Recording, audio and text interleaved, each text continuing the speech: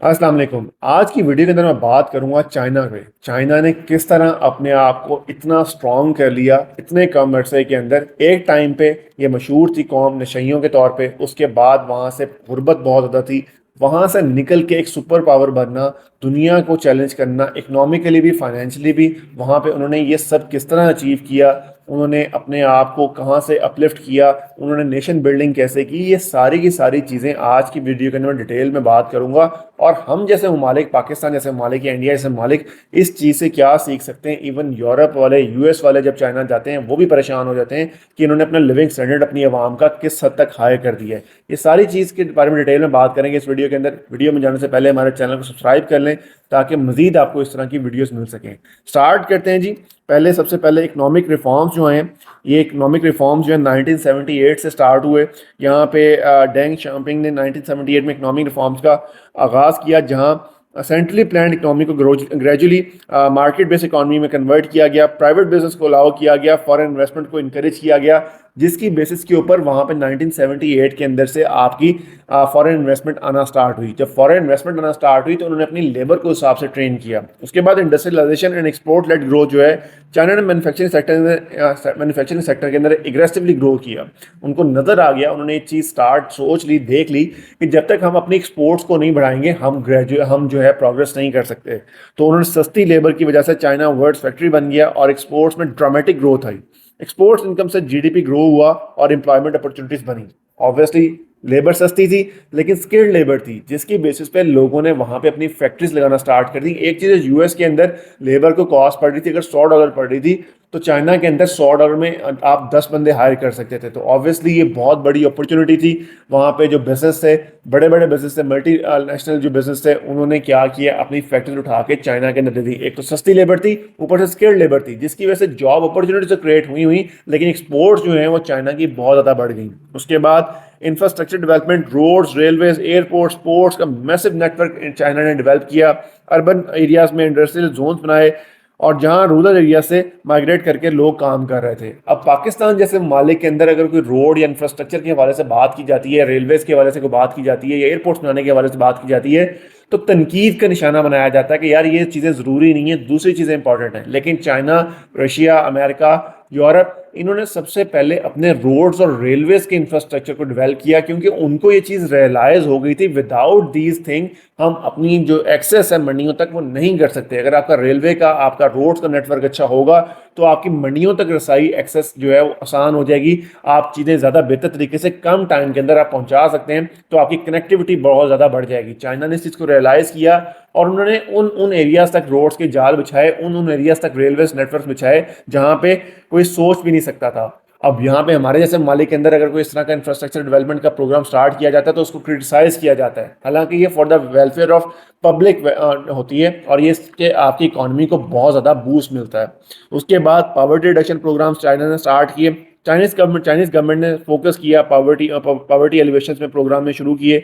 1990 से 2020 तक चाइना ने 800 मिलियन से ज़्यादा पावर्टी के अंदर जो लोग थे, जो दबे हुए थे गुर्बत के अंदर, उनको निकाला वहां से और उनको अच्छा रोजगार दिया, अच्छा लिविंग स्टैंडर्ड दिया। किस बेसिस के ऊपर? क्योंकि उनकी लेबर स्किल्ड थी। उन्होंने अपने हर लोगों को, आपने अपनी आवाम को उन्होंने बताया कि आप स्किल सीखेंगे तो ही आपका जो है बेहतर तरीके से रोजगार मिलेगा। उन्होंने उन चीज़ों के ऊपर काम किया और आज चाइना अपने 800 मिलियन लोगों को पॉवर्टी से निकाल के आगे ले है। इतने मैसिव लेवल के ऊपर दुनिया की कोई डेमोक्रेसी जो है वो काम नहीं कर सकी। इवन यूएस के अंदर जो हालात चल रहे हैं वो भी आपके सामने हैं, लोग परेशान हैं, लेकिन चाइना के अंदर ये चीज़ें बिल्कुल आपको उलट नजर आती हैं।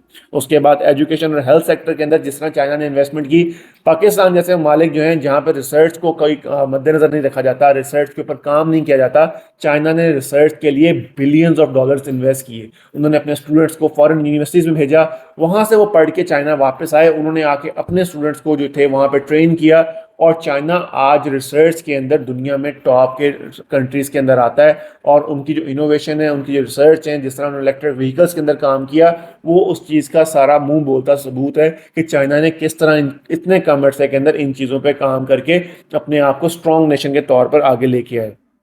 अर्बनाइजेशन जो हुई है, चाइना ने अर्बनाइजेशन के साथ साथ रूरल डेवलपमेंट के ऊपर भी इतना काम किया। इवन आप उनके चकूक के अंदर चले जाएं, आप उनके गांव के अंदर चले जाएं, तो आपको पाकिस्तान जो दूसरे या इंडिया के जो बड़े जदीद शहर हैं उनसे ज़्यादा बेहतर सहूलतें मिलती हैं वहाँ पे, क्योंकि उनको ये चीज़ रियलाइज़ हो गई थी जब तक हम इस तरह की फैसिलिटीज़ अपनी आवाम को नहीं देंगे जिसकी बेसिस के ऊपर ये काम को बेहतर तरीके से कर सकेंगे, तब तक हम एडवांसमेंट नहीं लेके आ सकते। अर्बनाइजेशन के अंदर जिस तरह के उन्होंने शहर आबाद कर दिए वो तो देखने से ताल्लुक़ रखते हैं, लेकिन स्टिल उनके रूरल एरियाज़ में भी इतनी डेवलपमेंट हो गई है कि हम उसके बारे में अभी भी सिर्फ सोच ही सकते हैं।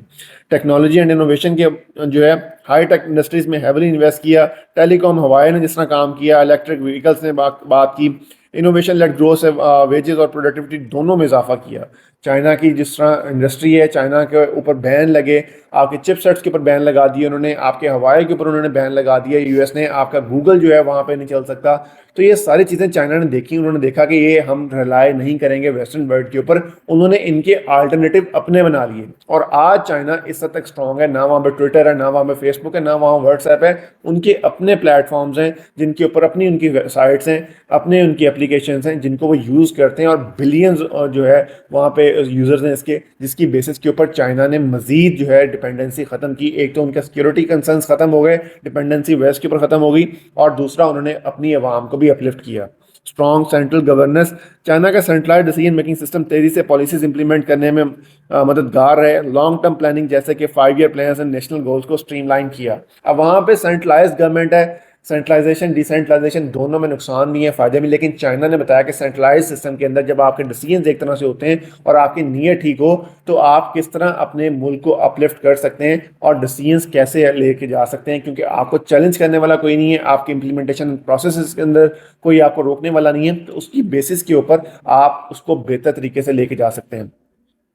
अब यहाँ पे सारी चीज़ें पाकिस्तान जैसे ममालिक को सीखने की हैं कि पाकिस्तान को भी एक पेज के ऊपर होना चाहिए, पाकिस्तान को यहाँ पे अपने पॉलिटिकल डिफरेंसेस को साइड रखना चाहिए। अगर मुल्क को बढ़ाना है, पॉलिटिकल इंस्टेबिलिटी के साथ कोई मुल्क तरक्की नहीं कर सकता, चाहे वो नून लीग है, चाहे वो पीटीआई है, चाहे पीपल्स पार्टी है, ये सारे जब तक पाकिस्तान के लिए नहीं सोचेंगे, अपनी ज़ात से बाहर निकल के नहीं सोचेंगे, तब तक पाकिस्तान तरक्की नहीं कर सकता। क्योंकि जब फॉरेन इन्वेस्टर्स भी तभी उस मुल्क में आएंगे जहाँ पे पॉलिटिकल स्टेबिलिटी होगी। जिस तरह के पाकिस्तान के हालात हैं, कभी धरने हो रहे हैं, कभी लॉन्ग मार्च हो रहे हैं, कभी कुछ हो रहा है, कभी दहशतगर्दी के वाक़यात हो रहे हैं, तो इस तरह के मुल्क के अंदर जितनी मर्जी अपॉर्चुनिटीज़ हों, कोई भी इन्वेस्टर इन्वेस्ट करने नहीं आएगा। तो we need to centralise our decisions, और हमें एक पेज पे होना पड़ेगा ताकि हम मजीद बेहतर तरीके से पाकिस्तान की ग्रोथ के अंदर काम कर सकें। आपका इसकी वीडियो के अंदर बारे में क्या ख्याल है?